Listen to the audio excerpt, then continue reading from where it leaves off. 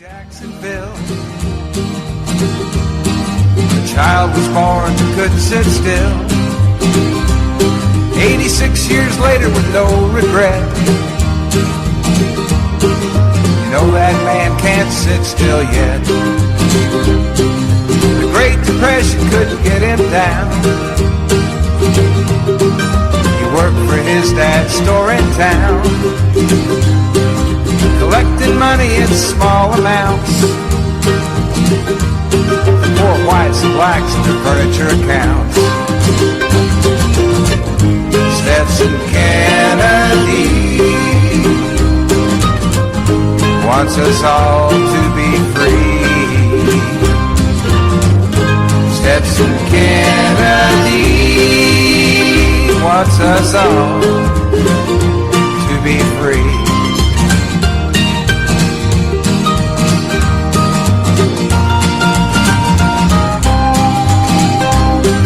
As he'd collect, he'd talk to folks. He'd hear legends, tales, songs, and jokes. Now this fine treasure he'd record and write. He was colorblind, didn't see black and white. Writer's project for the WPA.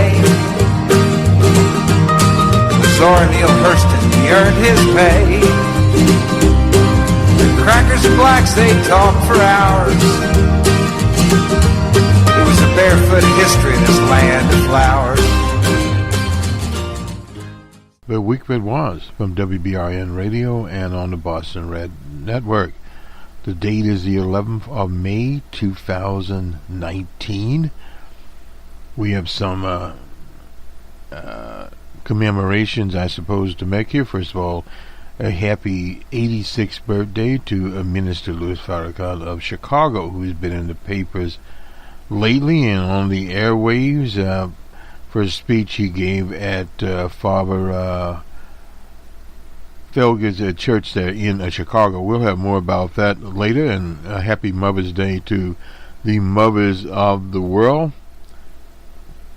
I was talking to a gentleman on Friday about that, and he was talking about Mother's Day, and we were just lamenting that our mothers were dead. And he said, well, the day is for mothers that are here and from a posthumous type situation in the past. So therefore, this covers those that are living and those that are not living. That's Mother's Day. Let's do a little international news here. The ANC, the dominant party in the South Africa since its liberation from the apartheid administration there, has retained its shares in the parliament. These are just preliminary figures. 57.1% of the vote in the general election. The opposition party, which is no more than a right-wing sham called the National Alliance, has 20.76, and the Economic Freedom Party gathered 10.79, and that's from the Electoral Commission. It was the worst performance. This is from Reuters by the a late movement, liberation movement founded by Baba Nelson Mandela. The ANC had not previously won less than 60% of the vote. The provincial results show the ANC won a tight race in Gauteng, where South Africa's biggest cities and commercial center, Johannesburg, and the capital, Pretoria, are located, with 50.19% there. Cyrus Ramaphosa, the president now, is there, and he, of course, will continue on with a promise to literally do better. Kind of an interesting situation there. Some hostages were freed in Burkina Faso with the use of commanders from France. Just looking around here, some of the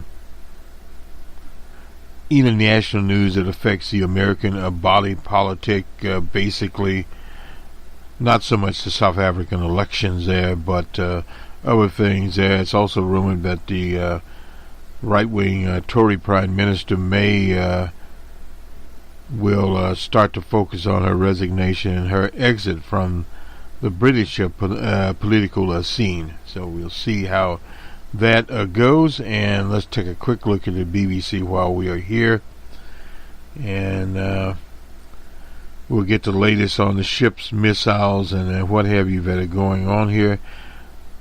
The U.S. sends missile systems, the Patriot missile system, to the Mideast. There's a headline. Amidst escalating tension with Iran, they have the warship USS Arlington with an amphibious vehicles and aircraft on board, with also will join the Abraham Lincoln Strike Force in the Gulf there. And they also have their infamous B-52s are in Qatar. That is where they are based. And the BBC asked the question, why are they sending additional forces? The Pentagon said are responding to a possible threat to U.S. forces, but didn't elaborate. One of those types of operations there. The Arlington was already scheduled to be there. The U.S. Abraham Lincoln passed through the Suez Canal on Thursday. That's according to the Central Command. Last month, the U.S. also blacklisted the Revolutionary Guard Corps. That's Iran's defense units, the Republic of Iran. And on the sanctions front, they proceeded to end exemptions for 5 countries. That's China, India, Japan, Korea, and Turkey that are buying Iranian oil. They'll get around most of that. Earlier this week, Iran announced that it was suspending 2 comments in the 2015 accord. That was signed under the Barack Obama administration there. And the years since, the Trump administration unilaterally withdrew from the deal. And the International Atomic Energy Commission, the global watchdog, has repeatedly given Iran a clean bill of health.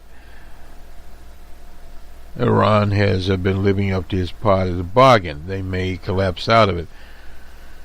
This is an interesting situation there. One misplay could result in a number of things happening. The Iranians are under obviously no illusion the power of the American forces, their naval forces, and their air force in particular, which would be used. I don't see them using troops there. But the targets, of course, would be command and control centers.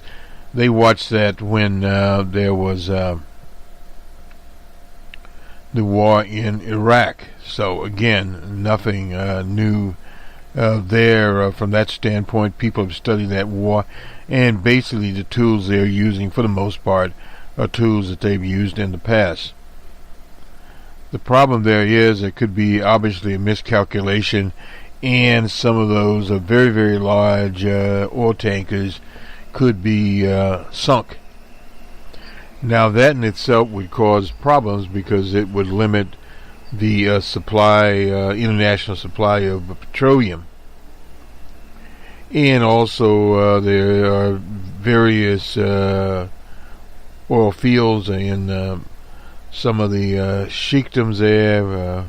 Qatar, of course, should be one, but the Saudi fields, etc., they have the Patriot missiles, their defense system already there. And the Israelis have an Iron Curtain or something of that nature, defense system there. But missiles could be flying, and we obviously need to look at the war in terms of dialectics, the positive, the negative with the war. Wars always have negative consequences, no doubt about that. But sometimes out of those struggles can be some positive things, and that's hard to determine at this point in time because we don't know if damage will be done. Many times in these military operations, they do these. In the old days, they used to use the boards type of a simulation, literally, where you'd be moving ships and tanks, etc., around planes. Nowadays, a computer simulation modeling, much like is done in political campaigns, and using AI. There was a podcast that we listened to, actually not a podcast. This is a report on the BBC. It was in BBC, may have been on the public radio about artificial intelligence and weaponized implements of destruction for war. Google, their workers have pressured them to withdraw from Pentagon contracts, but other operations have gotten into that particular business. And one particular one, I didn't write the name, I never heard of it, and there's many of them you will never hear of, that tried to equate it to some sort of moral prerogative between quote-unquote good and evil and whatever. But again, that is through a very colored lens there and doesn't amount to anything other than rhetoric. But these weapons are coming, or many of them are here. The battlefields get more and more. An example of that would be the drones. The drones are getting much more precise. They can carry much larger payloads. So the day of the B-52 is somewhat limited. Now it actually can carry a much, much larger payload than a 5,000 pound bomb. And those are getting more sophisticated also. It's sort of like on the Moore's Law, you can get more destructive power into these units than you could at one time. So we're now in a position that we're going to see more and more of this sort of thing going on. But in terms of your foreign policy, what you want to do is clear out some areas. Now, in the Mideast, it would depend on what kind of war they had. If it were limited, some damage would be done. If it were a much wider war, then it could possibly solve some of the problems in the Mideast that presently exist. Very, very hard to predict there what would and would not happen there. Now, on the extreme side, it could ignite a regional wide war, or a world type of conflict. You have to remember that Iran has a border with the Russian Federation, or what used to be USSR, and also with China. So those are two players that could be drawn into this. We don't really need to, as they say, labor on this point anymore. Let's go to our let's do one first here with Anna Abigail Spangenberger. She is reporting out of Henrico County, Virginia. Henrico West End discovered a hateful graffiti in their neighborhood. That was on Friday morning. The word white power and swastikas were painted on fences, road signs, and even someone's driveway. The officials there are looking into it. A county mother who did not want to be identified described her reaction when she saw the graffiti Friday morning as she drove her daughter to school. For me personally, I felt just upset and shocked and saddened and disturbed and very afraid for my daughter, the neighbor said. Not to be overly dramatic, I'm sure everything will be fine, but you never know. The woman said that she is Jewish, and she said as she kept driving, even more vandalism, mostly swastikas and other symbols tied to Nazism and white power. They were tied to America First. That evidently is there, and we're glad Representative Spangenberger called this out. and it should be called out. It's more than vandalism. It's just part of a hate campaign that has occurred all over the world. This is from News 6 in Virginia. We thought we would bring this to the light. Let me just make sure what else we have hanging around here that we need to. Now, this is a very sad story here about some children being shot in the very red state of Oklahoma. The Hugo Police Department detectives Billy Jenkins and Chad Allen had been identified as the officers who opened fire on a vehicle driven by William Smith, who was 21 years old, who they suspected of robbing a pizza shop. The bullet struck 3 or 4 kids sitting in the back seat, and the mother goes on to say,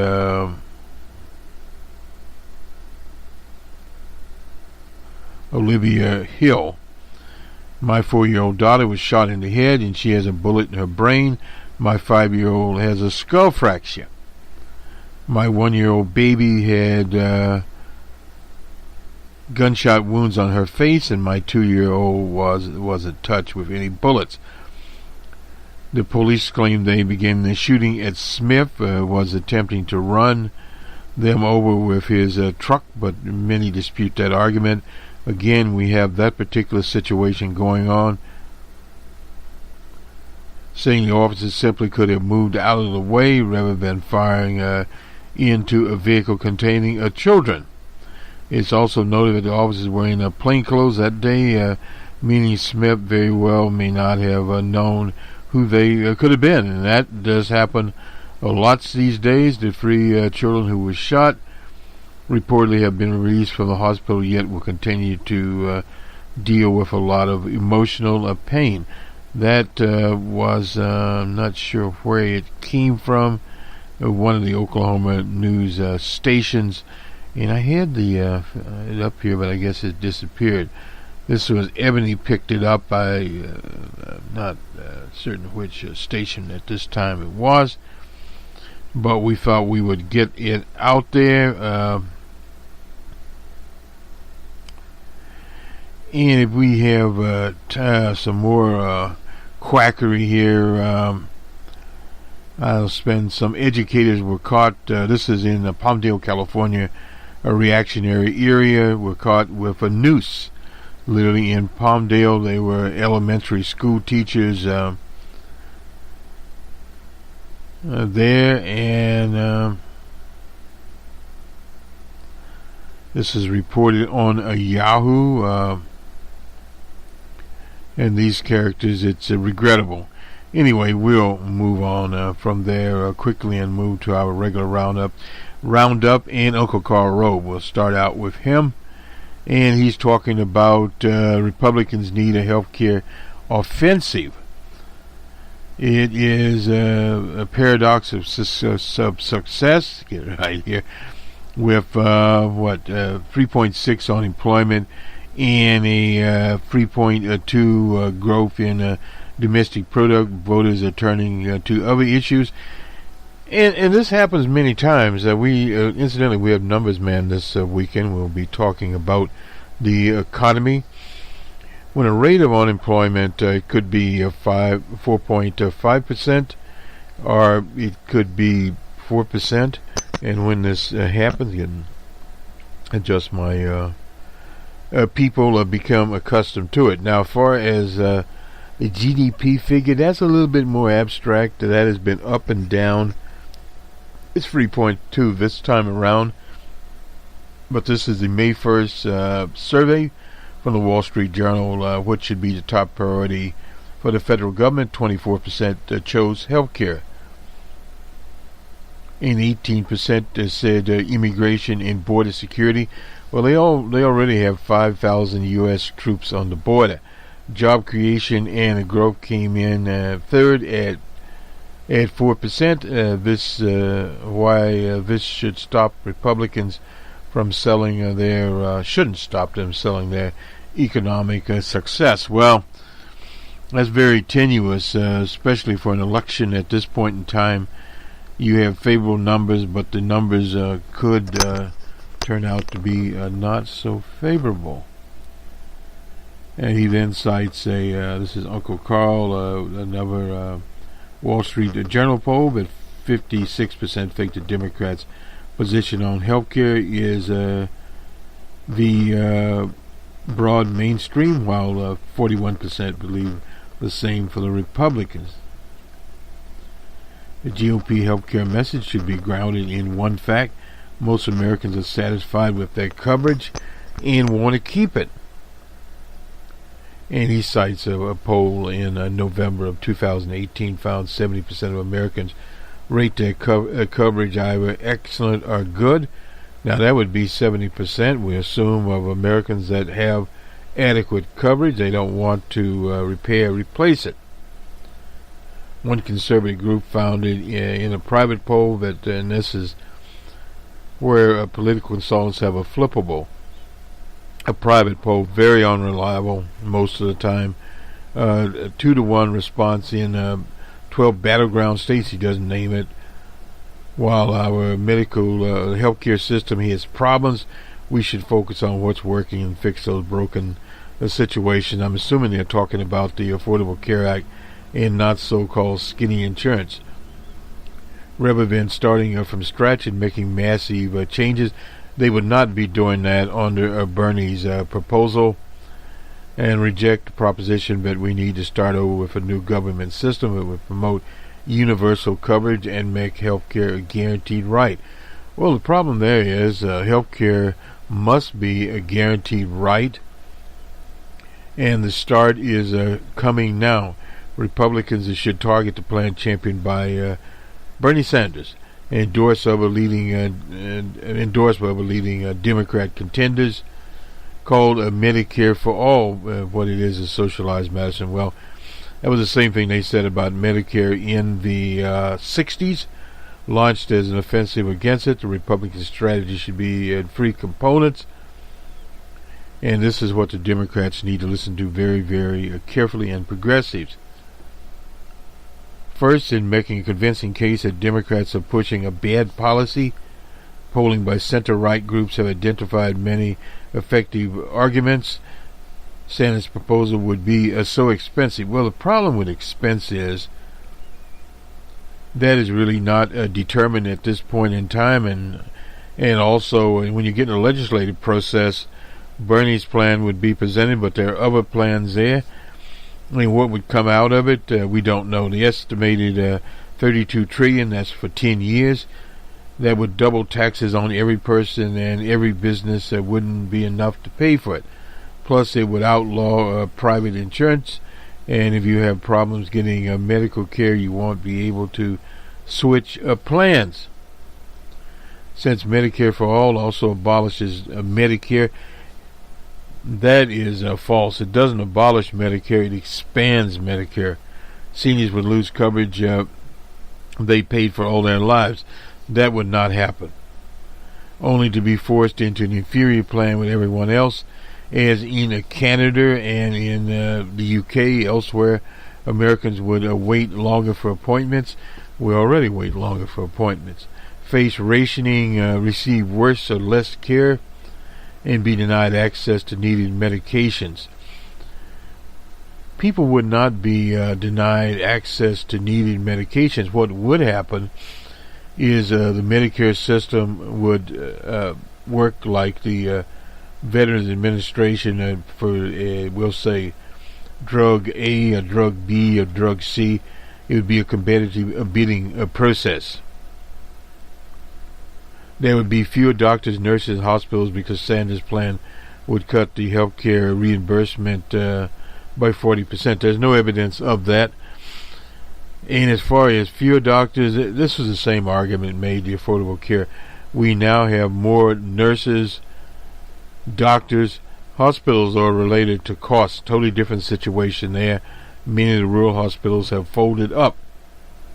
Second, Republicans must show that socialized medicine is out of sync with the nation's values. Well, nation's values change from time to time, and Americans want to control their health. They don't. Americans are forced into networks, and depending on which insurance carrier you have, that's which network you will be in. In some instances, you'll get to keep your doctor, you may or may not. That is what the system that is there now. It has nothing to do with Affordable Care. They want a relationship with their doctor, not a Washington bureaucrat. That is pure speculation. Doctors come and doctors go. I know this as firsthand from my experience with prostate cancer, but the doctors came, the doctors went, and that is about it. Not one size fits all. It's distrust government running there.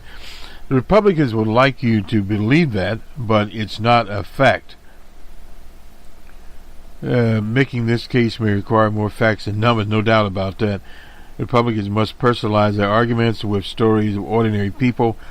That was the same thing they did when Hillary Clinton had her managed care bonanza there, and they had Harriet and somebody there and convinced people. But those were different days in the 90s, and it's not that simplistic anymore. As the late great Jerry Pippin said, with Obamacare, once people became familiar with it, they like it, and that is what has happened. People do like it. Originally with the website, there were some problems, but the problems were because the government's bidding process. They had hired the Oracles and IBMs of the world that literally didn't know what they were doing, and caused that snafu. We at this mic would say it was deliberately caused, and once the site was fixed, the people went to it, and through some of the state sites. But we still, in the medical arena, there is still too much administrative costs. And even with these Medicare Advantage now, that's set up for these various private companies. And they've come out with another layer that Medicare Part D, to replace that with private plans. The problem there is with people that are chronically ill. There's a study that comes out on top of that, and we'll get to that in a minute. Need to take a station break here. WBRN Radio. We will resume. This is an article on the Medium, Medicare versus Medicare Advantage. Help often leads to plan a switch. The drawbacks of healthcare advantage plans could become apparent with serious illness or injury. This is from Kiplinger by Eleanor Alessi. Anyway, Medicare Advantage plans are attracting seniors with their appeal tags and promise of comprehensive health care coverage in one convenient package, but these plans actually disadvantage people with serious health care problems. The question arises by a string of recent studies. A review by the Government Accountability Office, for example, found that in some Advantage plans, enrollees in poor health were substantially more likely to dump their plan than those in good health. A recent study by Brown University researchers found that Medicare Advantage enrollees are more likely to enter low-quality nursing homes compared with people on original Medicare. Early studies also found that people using high-cost services such as nursing home care disproportionately switched from Medicare Advantage to original Medicare. Medicare Advantage tends to work for people when they are relatively well. That's from Judith Stein, Executive Director of the Center for Medicare Advocacy. But when they become ill or injured, really need a significant length of care, they are not as well served. Yet seniors are flocking to Medicare Advantage plans offered by private companies that contract. Now they contract with Medicare. Many of these plans combine basic Medicare coverage with drugs, dental and visual coverage. Now, Medicare does not have dental and visual coverage. The premiums are often cheaper than combining original Medicare B and Medicare D prescription drug plan, a supplemental Medigap policy in 2011. There's a reason enrollment in the MA plans continue to increase over the years. It works. That's from Catherine Donaldson, a spokesman for the American Insurance Plans, which represents insurers there. The study's question Advantage plan benefits for sicker patients are piling up at a time when the Center for Medicare and Medicaid Services, that's a federal agency that administers the program, is making a fresh push to drive Advantage enrollment even higher. The top objective is a communication plan for last fall's open enrollment. It was a very confusing plan. We got some of those plans and had to evaluate them. But part of the problem, beyond an expansion of eye care, dental care, etc., there was a lot of gray areas. One section lists beneficiaries' options, which open enrollment said they could join or switch Medicare prescription drug plan or join or switch Medicare Advantage, but they made no mention of the fact that beneficiaries could also choose original Medicare, which we did choose. To be sure, some studies have found benefits from Medicare Advantage, including greater use of preventive services, but for people in poor health, the evidence of medical healthcare access and equality decisively favors Medicare over Medicare Advantage. And this is from the Kaiser Health organization there. Of course, many people in excellent health, when they initially sign up for Medicare, and the drawbacks of Medicare Advantage can only become apparent when their health care declines, when they have to go to quote-unquote nursing homes. Medicare Advantage limits, and this is the argument against what Uncle Carl said, limits providers' networks and may only contribute to the gap in nursing home quality between Medicare Advantage and original Medicare. That's what the Brown researchers found. And let me finish this up here.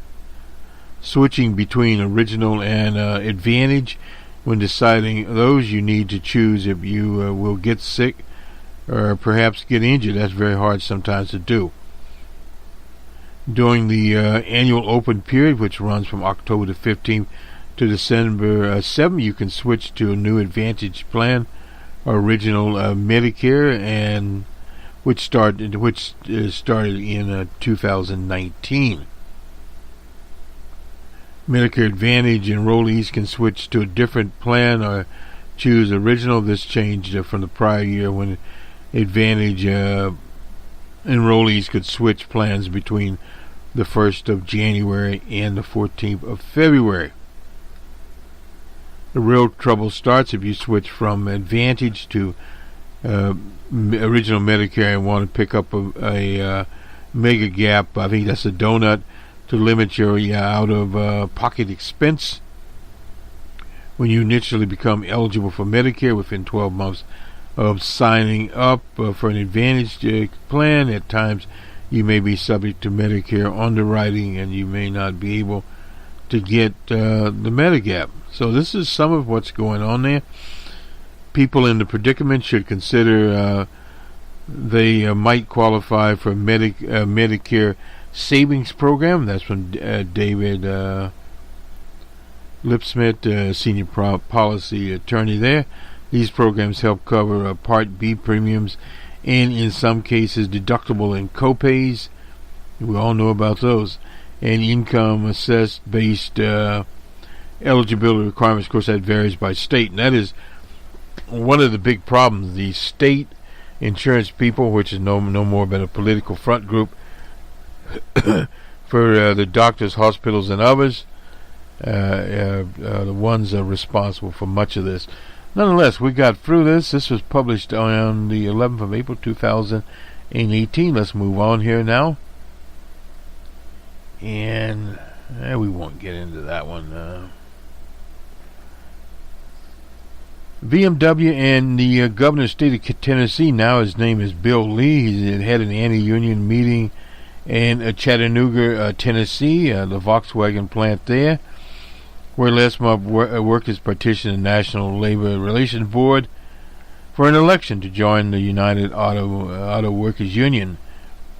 The plant day shift workers were required to attend this indoctrination session. We'll call it an auto recording of it. We'll probably put this on the end. It's not as good because they obviously didn't have the recorder up at the mic. It was someone in the audience that did this.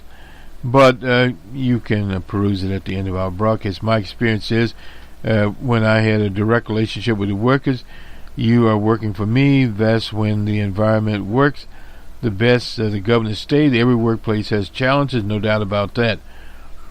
We have Republican governors using the power of their office to speak out against a Pacific Union before, but nothing quite like this. This is from John Logan, Director of Labor and Employment Relations at San Francisco State University. I'm quite surprised, and almost nothing surprises me in the anti-union campaigns these days. If facing down a powerful global corporation, rabidly anti-worker politicians weren't enough, the courage of pro-union workers at the Volkswagen plant also have to contend with an army of corporate front groups such as the Center for Union Facts, the National Right to Work Legal Defense Fund. They've been around for a long time. And Southern Momentum. Now that's something they put in Tennessee, basically saying that the UAW out of Detroit and Northern Union was infringing on, quote unquote, the rights of the good old boys. A workaround for white nationalism. Unionized workers on the average make higher salaries but less and pay less for health care benefits and more robust pension benefits. What some of these operations have done is when they moved south, they kept their pay scale pretty much on par with those in Detroit. They gave out profit sharing, the old trick in the book, and also healthcare was not as robust. According to Volkswagen's own newsletter, the average production worker in Chattanooga receives a merit bonus of $3,618 last year. That is even half of the $10,750 profit sharing bonus that production workers may jump up the road at a GM. That's in Stenner, Tennessee. And that is the oldest trick in the book. There's a little bit different. The difference at Sterner, GM workers are members of the UAW, Local 1850, but was a Volkswagen neutral in the union election? Are they an enlightened European employer that believes in protecting the environment and giving workers a voice? Far from being socially responsible employers and community members, Volkswagen has shown it's willing to put the public, consumers, and its own workers' livelihoods at risk. They did that with the emissions and defective for installing defective devices. No doubt about this. One of the Volkswagen in the last election they had actually wanted a union because, again, in Germany they have unions on their board. A little different situation. What did our community get in return? The lowest paying jobs in the auto sector. That's a report from the Center for Automotive Research. As workers that are trying to improve their jobs at the Tennessee plant, Volkswagen and their political surrogates have many of those. When you have the governor that is in the hand of the lobby, many office holders have acted behind the scenes to assist corporations at their expense. but none has been as blunt as Lee. That's from Tricia Morolo. She's a professor of history at Sarah Lawrence College. He and Volkswagen have given a great big middle finger to the workers in Tennessee. This is from Facing South. One of the local anchors that we use there, and we are appreciative of Facing South. And this particular story here by Chris Brooks, and it was based upon from Labor Notes. That's where Chris Brooks is. We'll get it right in a minute here on April the 29th. And let me just check something here. Oh, yeah. This is how billionaires follow up on something we did earlier. Billionaires use their money to finance various nefarious schemes. The Texas fracking tycoon. He's in the anti-abortion business these days, and he's financed various schemes out there. And let's see, how much has he given? Oh, he's given money to the Texas Freedom Caucus. They love to use the word freedom, and that's a representative named Tommy Tilderhoff. He's from Arlington, Texas. And then you have the Texas Right to Life. That's this character, Tilderhoff, had received $3,000 from them. Tilderhoff's biggest donor, Empower Texans. That's $161,000.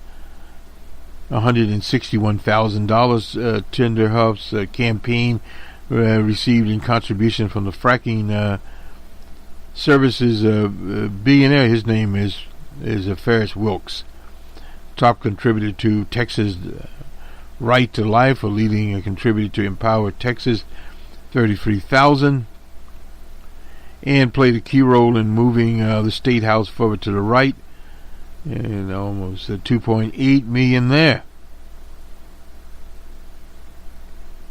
Until his retirement, he served as an elder a number of years at Wilkes. He's a father of 11 and was a bishop of what the Texas Observer has described as a fringe, Assembly of Yahweh, Seventh-day Church, Messianic Israelite sect that observes Jewish holidays and customs, and teaching that women should be silent during services. Homosexuality is a serious crime, and climate change is God's will. Abortion is murder, and even when unwanted pregnancies result from incest or rape. Wilkes Foundation is donated to Life Dynamics, another right-wing group that uses bogus legal threats to trick teenagers into various schemes there. Fake abortion clinics, one of the big rackets that they run. In fact, there are more fake abortion clinics in Texas than actual abortion clinics in Texas. Donate to umbrella groups. This is the name of it here. You'll see in other places. Crisis Pregnancy Centers, that's one of the fake ones there, that use anti-choice propaganda to discourage those seeking to end a pregnancy. Over $1.5 million. He's in, and over 600,000 to fake clinics in the state of Texas. Since 2010, Ferris Wilks has contributed to federal politics, much of it going to Lion Ted Cruz in 2016, and said the government should execute abortion providers in order to expunge blood guilt from the land and people. So over $8 million there. So that is Mr. Wilkes, and we're appreciative of Facing South there, and that is Susan Sturgis.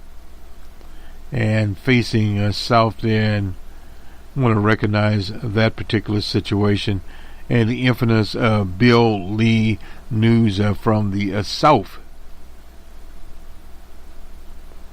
And to fracking, developmental and reproductive effects of chemical associated with unconventional oil and gas operations. That's what he did. There is a study here, and basically what it says is has the potential to increase air and water pollution in communities near their operations.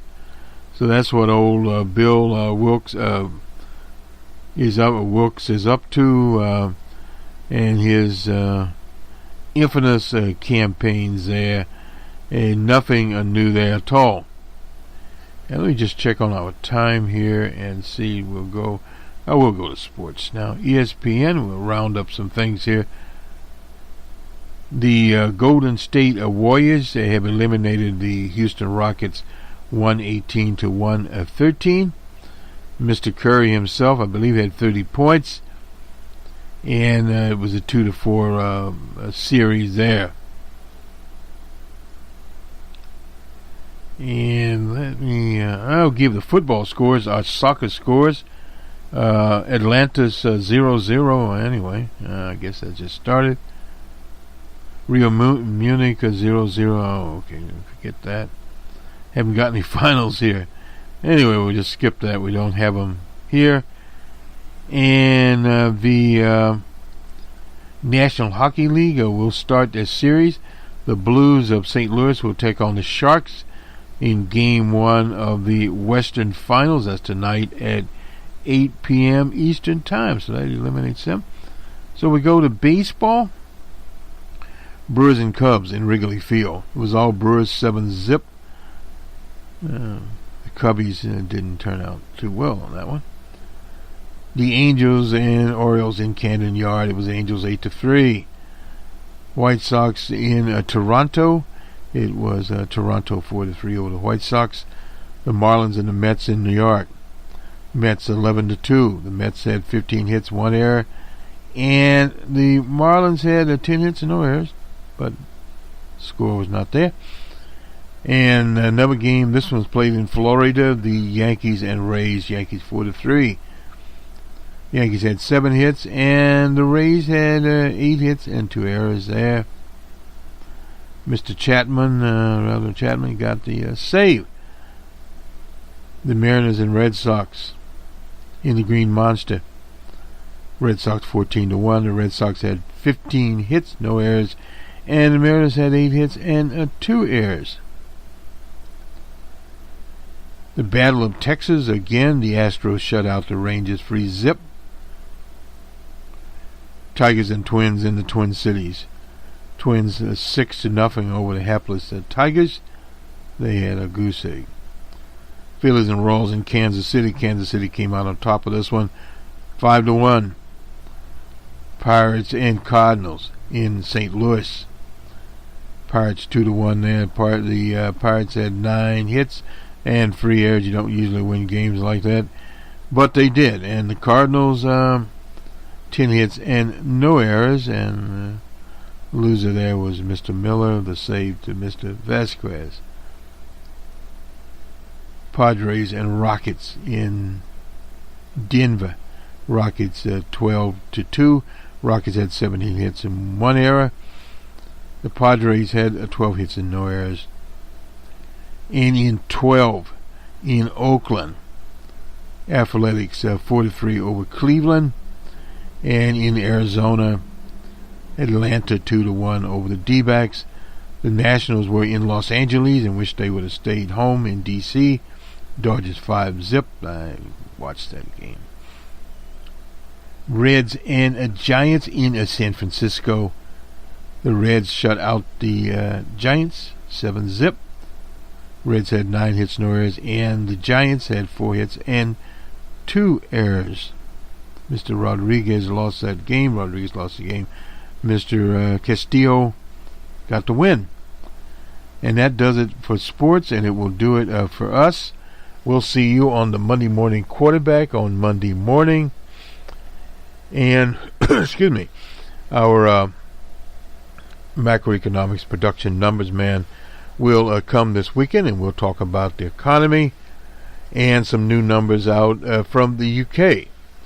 And we also have an open source report that's about 50% done. Have a good weekend, everyone. And a happy Mother's Day out there. And happy birthday to Minister Louis Farrakhan of Chicago.